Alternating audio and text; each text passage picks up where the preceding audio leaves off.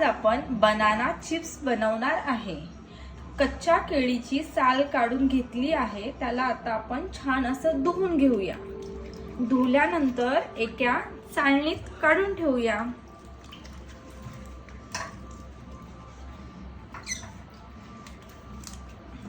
चाळणीत ठेवल्यानंतर त्याचं पाणी सगळं निघून जाईल। आता आपण केळी बनाना धुलेला आहे। आता आपण गॅस ऑन करूया। कढईत तेल टाकलेलं आहे, तेल गरम।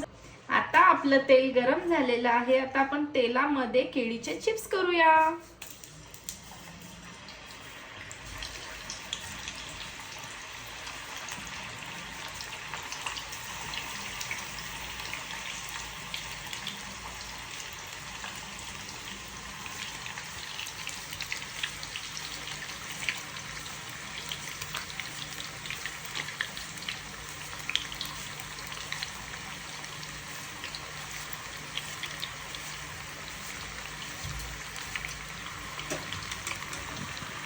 आता आपण त्याच्या चिप्स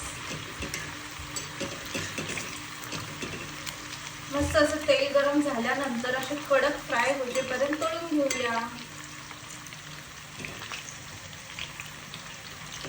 हेच आता मी याला प्लेट मध्ये काढून घेते।